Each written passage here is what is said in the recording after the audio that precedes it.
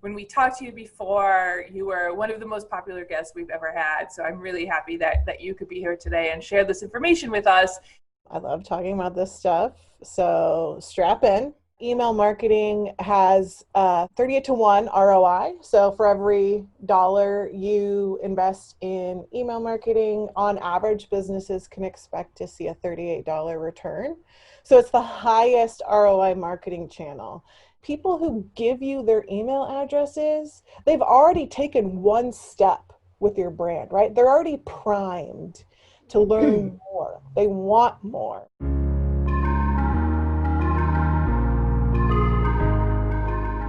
My business is just me, so I need a marketing plan that I actually have time to do. I never studied marketing, but I know I have to do it. Sometimes I just need help knowing where to begin.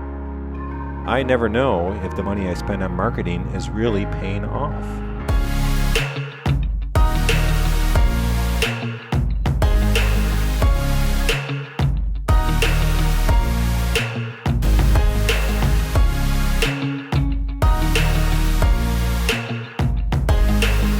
Welcome to Jottful's Marketing Made Easy.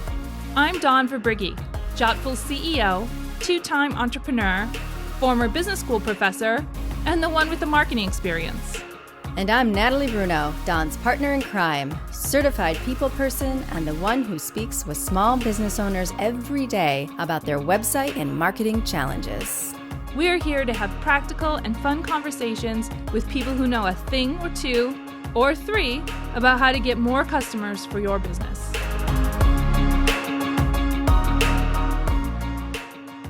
Today we're talking about email marketing.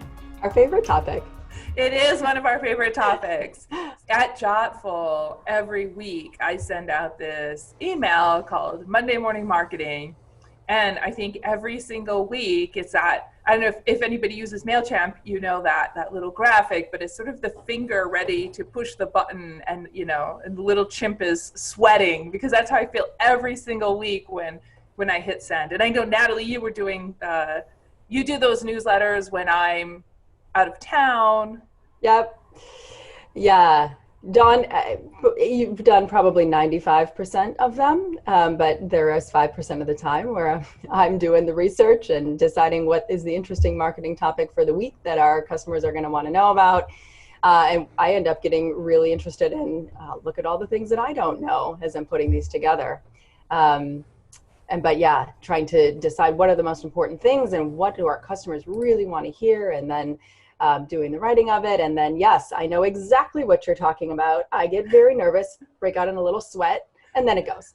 Yeah, exactly. You're right. So much of it is about figuring out what you're going to talk about in the first place, right? We keep this Trello board of ideas, and every week I look at it and I think, oh my gosh, none of those ideas are any good, right? I'm constantly trying to come up with things to write that email every single Monday, but I know that it really works for us. So we're thrilled to have Emily here today to talk to us about not only what obviously we could be doing better, but really, what our customers and what small business owners could be doing in terms of email marketing to help it succeed for their business.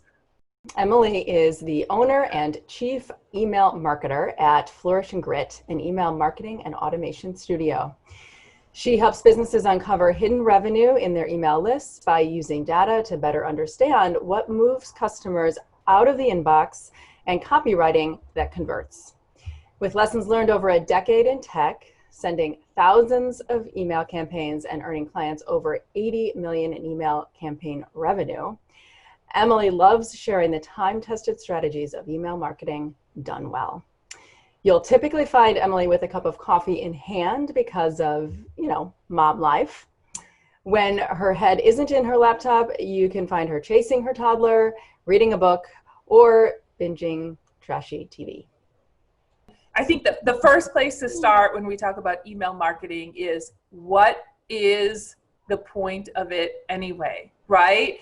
What should we, or what could we achieve with email marketing? And I know in your bio, Natalie alluded to it, right? How many dollars of revenue companies have realized as a result of working with you on email marketing. But very few of us have e-commerce companies where we can sort of tie those dollars very closely to the email marketing that we're doing. So can you talk to us a little bit about what we can accomplish with email marketing and where email fits in the buyer journey generally? So you're right. So e-commerce is, email is a gold mine for e-commerce, but it also is for any other industry too. So on average, email marketing has $38 to 1 ROI. So for every dollar you invest in email marketing, on average, businesses can expect to see a $38 return. So it's the highest ROI marketing channel. And it is because that it has the potential to deliver really personalized experiences along a customer's journey directly to them. So people don't know how many people are on your list. They don't know if you have 100 people. They don't know if you have 1 million. The experience they get when they receive an email is very personal, right? It's right to their inbox. And so you can talk like you're talking to 1 million people, or you can talk like you're talking to one particular person. And you can do that with data, right? So here's the real power, is that you can collect all kinds of information about your subscribers, whether that's how they came to you, how you learned about them, or how they learned about you. If you met them at a face-to-face event, maybe not right now, but in a bygone era, all the way back in January of this year, you can save that data about that person with a tag or a field and say, hey, this person I met at this event, or like, here is their relationship to me. They're a prospect, or they're an actual customer or client, or they're a personal referral. Any of those buyer stages are very different about where they're at with your relationship. So you can speak to them in very different ways, right? You're going to talk to a prospect very differently than a customer. And so you can, like I said, plug in a little bit of data about that person and even just tweak a couple lines in your email to personalize it a little bit better. It doesn't have to be a totally different email marketing strategy. It's just tweaks, right? To talk to people more personally. So that's the power, right? That's the lowest hanging fruit of email that I think people really underutilize, especially small businesses. And, one of the questions let's say that somebody is convinced that they need to do email. One of the questions I get all the time is, how do I build my list? How do I grow it? I think it's pretty small. I'm not even really sure where to get people. What's legit, what's not? Like, that question would be super helpful to hear from you. And I know you have opinions on it. Oh, I have lots of opinions, not just about email. So that's also a frequent question I get. And this is where, again, it gets tricky, that I see a lot of mistakes made with building a list, right? People think that, oh, I just found your email address, whatever, from your LinkedIn profile, or I got your business card, I met you once, or somebody introduced me to you, whether that's through email or social media or whatever. And they think, oh, I'll just plop them on my list. That's how I'm going to grow my list. And what ends up happening is you end up upsetting people. Like, that is a personal bit of contact information that you are then throwing on your list, and they start getting these promotional or content-driven emails, and it's very confusing. If you're somebody who didn't sign up and didn't expect it, suddenly somebody's popping in your inbox, and you're like, who is this? What? And it's like, it's throwing somebody into the middle of a conversation they didn't know they were having, right? Mm-hmm. It's very confusing and jarring.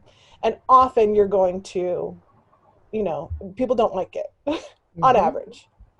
So they're either going to hit unsubscribe, or worse, they're going to mark you as spam, right? Which affects, will long-term affect your ability to end up in the inbox instead of the spam folder. Mm-hmm. So that's one mistake I see people make. So how do you do it in a way that people actually enjoy and are really excited about being on your email list? Well, you ask, for one, right? And two, you offer incentive for people to sign up for your email list. So that's not having a, hey, join my mailing list. Well, why? Why do I want to join your mailing list, right? You can let people know what kind of value you offer in the inbox if you're just keeping it as simple as possible, like stay up to date with all of our latest news and tips and tricks about our industry that'll really help you accomplish A, B, or C, that kind of thing. But what really works is offering free content or some kind of special offer for people to sign up for your email list. So this is called either an opt-in offer. So if you offer, a discount or a free session of some kind, that's a really great way to get people to sign up for your emails.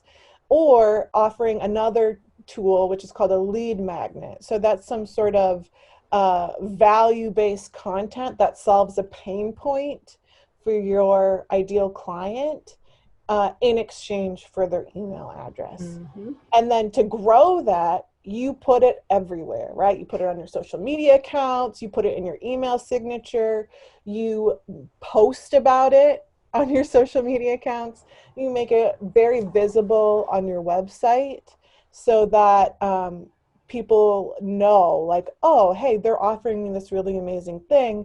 I'm going to give them my email address. Mm-hmm. And it's not a passive thing that you just set it and forget it. You push it out into the world and make sure people are aware of it. Mm-hmm.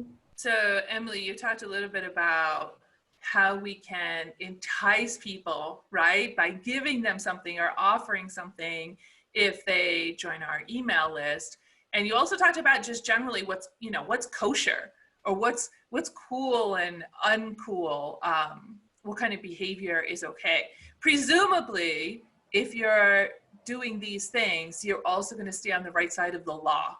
But there are very specific laws around CAN spam regulation, for example. Can you talk a little bit about that? Because I know for a lot of business owners, falling afoul of the law is a little bit scary given the rather enormous penalties behind this. Yeah, so in the United States, we have the CAN Spam Act, which so this is another, and this affects people who are cold emailing, right? Somebody who hasn't necessarily given you permission to email them. Cold emailing, that's what it's called. Purchasing the lists, which is a very hard strategy to crack, and it has long-term consequences, again, for your ability to end up in the inbox. So the CAN Spam Act in the United States means you can legally email anyone you want. However, you have to provide two things in your email. One is a physical mailing address, so a PO box doesn't count. And two, you have to have a way for people to opt out of your emails. So typically that's an unsubscribe link, right?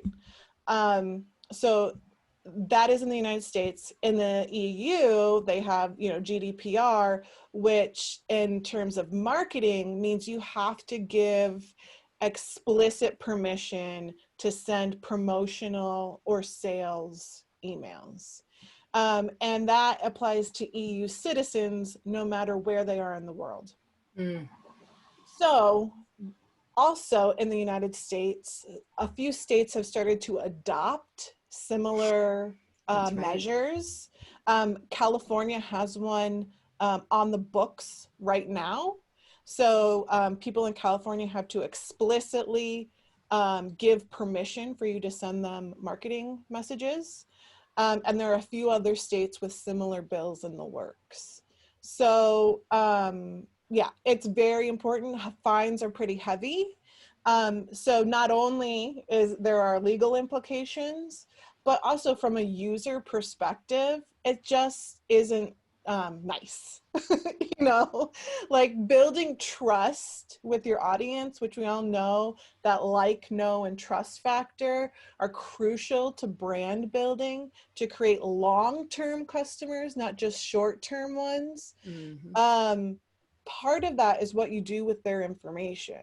And so sending somebody an unsolicited email will destroy that trust immediately, right? If they are very sensitive to that. So it's great. It's not only a great return on investment to get people to opt into your email list, but it's just being a good neighbor, right?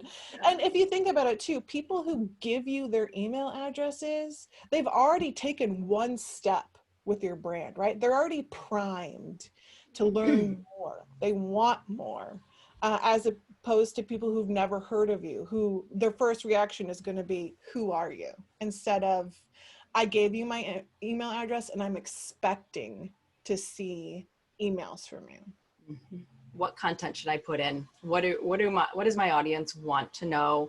And a big word that we're hearing, I can't wait to ask you about this, Emily, is what should I put in my newsletter? And then I'll follow that with, or should I do a newsletter? Yeah. Well, you could just put glamour shots of you in your newsletter. Just posing. People would love that. That's great content. So what I tell people is, you know, what are your most frequently asked questions, right? Which is what your audience wants to know about. So, I mean, you just told me, one of your most frequently asked questions. It's great content, right? So in the conversations you're having with leads, with customers, what are the questions they're asking you?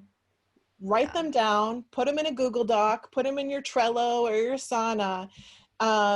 Just have a bucket where you're putting that information, right? So when you're stuck and you're like, what do I write about this week? Or what do I put in there? Go look at that. So that's, and you will get stuck. Yes, exactly. You will get stuck. Yeah. So what are people asking you? And what are the conversations you're having with your customers and your leads? And if you're having conversations with leads who are not ideal, what are the conversations you want to be having with your ideal customer, right? Write about that. Because I'm sure you have plenty of thoughts about your business, what it is you're doing, right? You have opinions just like I do. And it's so hard because I feel like there's this, you know, writer's block, which it essentially is perfectionism, right? You're afraid you're going to say the wrong thing or look stupid or like you don't know what you're talking about. But you do. You know your business better than anybody. You know your industry. So writing about that. So I keep it very simple. One main topic per email, and then always include how to work with you, right? Always include that information, because some people, you can't expect people to know exactly what it is they need to do to take the next step with your brand. So always include, if you're ready to start working together, here's how. And then Emily, can you talk a little bit about how we know whether or not it's successful? I mean, there are all kinds of analytics available in email marketing. In fact, it can be a bit overwhelming, but what's good in terms of open rates, click-through rates, that kind of stuff? And what should we be tracking, especially in the beginning? So it depends on your goals. So what I often see people do is they say, oh, my open rates are terrible. My click-through rates are bad based on these industry benchmarks, blah, blah, blah. And it's like, well, why are you looking at that metric, right? So you might have a few goals for your emails. One might just be sending out engaging content, keep your audience warm and engaged so they want to keep reading your emails, so they want to stay on your list. In that case, yeah, an open rate is a really great metric to look at. It varies from audience to audience, from business to business, and your buyer journey, right? Where people are in your buyer journey. Prospects are going to have a lower open rate than customers. So what I tell people, if your open rate is under 10% for your entire list, you've got a problem and you want to look at that. Click-through rates are, you want to look at if you have a specific offer you're promoting in your email, right? So if you're telling people click through to access this special offer or to set up an appointment, right? Whatever your goal is for that email, if it's to buy something, book an appointment, schedule a discovery call, whatever that is, then yeah, your click-through rate is going to be something you want to look at. And if you're in the e-commerce world, and you should be able to tie orders and revenue to your email campaigns. Mm-hmm. So looking at orders, average order value, that kind of thing. And most email service providers will give you that data. Depending on which e-commerce tool you use, right? Mm-hmm. So it depends on your goal. So making sure you're crystal clear about each email's goal will help you look at, hone in on the right metric to make sure it's achieving what you want it to achieve. Mm-hmm. And is there a place where people can go for benchmarking information? Because I know they see the number and they think, well, but is that good? I don't know. Right, yeah. So I know MailChimp has it.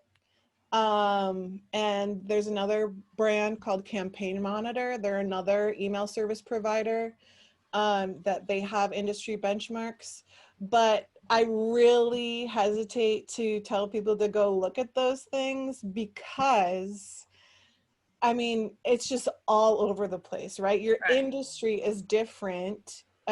You can have like a very specific niche in your industry, and you can have very specific email practices and a very specific audience or list that impacts your metrics. So it's good to just look at if you want to get a sense of it, but really look at how your list and audience is performing on average over the past 3 months, and then start benchmarking your own emails based on that is what I typically recommend. If you want to improve it, then yeah, you have a 3-month average to compare that to. Mm-hmm. Right. So one of the questions I get, especially when people are trying to decide whether or not they're going to take this on in an ongoing way, is how often should they be sending emails? I think people are really worried about, I'm going to start this, or they're really excited at the beginning and then it's going to drop off. And should it be weekly? Should it be monthly? Should it be multiple times a week? Oh my gosh, that's a question. And then, is there a particular time of day or particular day of the week that is better? Yeah, so I also get that question a lot. So what I hear from people are they're very scared about emailing their list because they've seen email done poorly, right? They'll get emails every day, sometimes multiple times a day, and they're like, oh, that's just annoying. I don't want to do that. But for most small businesses, you don't have the resources to bother people, right? That takes a lot of time and effort to email your audience, your list every day, multiple times a day, right? So I wouldn't worry about it. The other mistake I see people make is maybe they email their list once a month or once a quarter. That's a very long time in the digital world that people are going to forget that they signed up for your emails, and they're going to forget who you are. So I recommend emailing once a week to keep your audience warmed, and they'll start to expect your emails. And so when you have a specific offer or promotion you want to put in front of them, then they're going to be primed and ready to open your email and read it. So that's what I recommend, once a week. And it doesn't have to be this whole ordeal where you're coming up with a ton of content for every single email you're sending, right? So again, what I also see people do is send out a newsletter at the beginning of the month. It's jam-packed with articles and content, and then their audience doesn't hear from them again for another month. You can easily break that newsletter up into 4 separate emails and send them over the course of the month, once a week. And or you can also, if you're really or what am I trying to say? If you're really stretched for time and resources, you can send out that same email you sent at the beginning of the month 2 weeks later, right? And just change the subject line or the headline or something like that. People aren't going to read every single article. They're not going to remember every bit of content. You can just send a little nudge reminder like, hey, did you check out our newsletter from the beginning of the month, right? So it's super, it doesn't have to be complicated. It doesn't have to take up a ton of time. Just being smart about it and understanding your audience will help you become super efficient with how you're doing it. Was that all your questions? Didn't you have another one in there? Was there 2 questions? Well, just if I get this less with whether there's a specific time of day or a specific day that is best. Yeah, people hate me because I always say with questions like that, it depends, right? I see all this stuff like, oh, the best day of the week to send and the best time is blah, blah, blah. I have tested the crap out of that. And every audience is different. Every offer is different. Even on the same list, segments perform differently. So unfortunately, it's something you have to play with. And if you have the resources, test it to see what's ideal for your audience. And like, that's not static either. Different times of the year, people are behaving differently online in their emails, right? Like over the holidays or over the summer, people are online less because they're outdoors more. So it varies so much. There's so many moving parts. I think what I'm hearing from you overall, Emily, is don't sweat it so much. Yes. Yeah. Just get it out. Yeah. Done is better than perfect, and something is better than nothing, right? Just do it. Do you think it's a good idea to add like a short video to the email or some possible YouTube links? Absolutely. Yeah. Video is so powerful. We know that it's just going to become more and more powerful as those tools become more accessible and people become more familiar with production, right? So I do this in my own email series. I have several 3-minute videos that that answer some of the most frequently asked questions I get.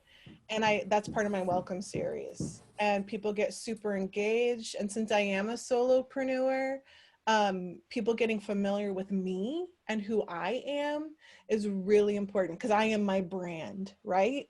And so like I have to personally build that like, know, and trust factor. And so I get great response and click-throughs from videos, and it warms my audience very quickly. The one thing I will say is that right now it is impossible with most, well, I won't say impossible, unless you want to pay a ton of money to play videos directly in an email. There are tools out there that let you do it, but right now they are incredibly expensive. So just doing a screen grab of a video still with a click-through link to your video is what's functional right now. Maybe in a few years, we'll be able to do that. That'll be more affordable. But right now, with most tools, in most businesses, it's not affordable. Okay, great. Okay, we got a couple questions coming in here. Adam David is asking, is buying a list always a bad idea? It depends. So you can email a bot list. You can be very careful with that strategy so that you are asking people permission to email them, right? And warm them up instead of just like emailing them immediately, like, hey, I have this offer, come buy it, you know, right at the gate. That's not how most relationships are started. So if you think about it in that terms, um, then it makes sense, right? Like warm them up. The second thing is that purchase lists don't always have the cleanest data. Places will say we have super clean data, we have these, we have verified contacts, but in the digital world, things change so much that if you are sending or if you are blasting out emails to a large list and you get a ton of bounces, which means that email is no longer valid, it hurts your sender reputation. So everything's tracked online. You have a sender reputation from wherever you're sending your emails from, and that gets tracked back to you. So if you're bouncing a ton of email addresses, email clients like Outlook and Gmail are going to start either not delivering your emails at all or serving them straight to spam. So, and there are spam trap email addresses. So these get included in these email lists as email lists, and they're almost impossible to detect through a list cleaner. So it's a very hard strategy to crack. If you're sending off one-off emails that are incredibly personalized and building a relationship, it can be easier to do, but then it's much more labor intensive, right? You know, Emily, related to that, oftentimes if you sponsor an event, you can ask for the email addresses of people who are attending the event. But usually the way that works is that it's a one-time list rental, right? You're allowed to email everybody one time and no more. And the way that the people hosting the event know that you're not, you know, sort of breaking that is that they do put fake email addresses in there that come back to them. And so if they get a second email from you, then they know that you went beyond your one-time list rental, and you might be prevented from sponsoring at that event again in the future. I didn't know that. That's very interesting. So yeah, and that's where like a lead magnet can come into play, where you say, hey, I have this really great free resource. Come and download it from this page. And then you have a cold audience that you know could benefit from a free resource. So you're offering value before you start pitching them, right? And that's a really quick way to warm that audience up. And to build your own list off of that list that you rented, right? Right, exactly. Instead of like one time, I get this one shot, come buy this thing, you have never heard of me, you know, like that doesn't work very well most of the time. Another one, is it better to write a blog and then push it out via email? So, it depends on your workflow, right? What I do, so blogging, the SEO nut to crack with blogging is very difficult. You have to do a lot of research. It takes a lot of resources. So I use, because I'm an email first person and I work with clients who become email first people, I start with the email, right? Because I'm actually pushing it out to an audience. However, if blogging is sort of in your regular repertoire of marketing content you're producing, there's nothing wrong with posting a blog first. Some email service providers have a feature where they can do sort of an RSS feed where it will auto-publish a blog to your email list. I don't do that because the formatting gets kind of wonky in doing that. And it can make your email look weird and with line breaks in really weird places and characters that shouldn't be there. So just copying and pasting it into an email campaign is also fine. You know, I can speak to that a little bit because that relates so much to what we do at Jottful. We do have this email newsletter called Monday Morning Marketing, which not surprisingly is sent every Monday morning, unless I forget to do it or I'm just too busy and tired, but let's say 50 times a year. But what happens is once this goes out, then we take that content and we put it up as a blog post. So if you're signed up to the newsletter, then you sort of get it in advance, right? And it's always 5 quick tips and it's educational content. So we don't feel like we need to go crazy with the SEO, right? Because it's always just 5 quick tips. And then we put it up on our blog because we're firm believers that you should use every part of the buffalo, right? Like if you're making content, you should take that content and parse it up and use it on every channel you possibly can, from email to your website, also to your social media, because it's hard coming up with content ideas all the time. And as a small business owner, you want to just be able to repurpose that content as much as possible. Congratulations, and thank you to Emily, and thank you to Mike for producing it. It was brilliant. Well, that's a wrap. If you enjoyed this episode of Marketing Made Easy, please subscribe to Jottful's YouTube channel. That's JOTTFUL. That way, you'll never miss an episode. We'll meet you on the next one.